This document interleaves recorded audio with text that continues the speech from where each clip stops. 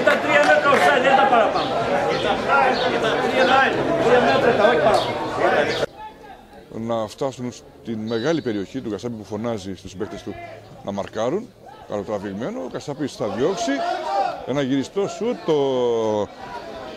ο Σκιώτρας θα μακρύνει. Εδώ υπήρχε offside, όχι. Διαμαρτυρίες για offside προς τον κύριο Σάβα, αλλά πανηγυρισμοί από πλευράς της Νιγρίτας για την ισοφάριση. Διαμαρτυρίες από πλευράς των ανθρώπων, των ποδοσφαιριστών του Ψυχικού. Πίστεψαν ότι υπάρχει offside, εδώ διαμαρτύρονται στον διαιτητή, κυρίως τον βοηθό, τον κύριο Σάβα. Απ' την άλλη πανηγυρίζουν οι γηπεδούχοι. Σίγουρα μια φάση που θα συζητήσουμε.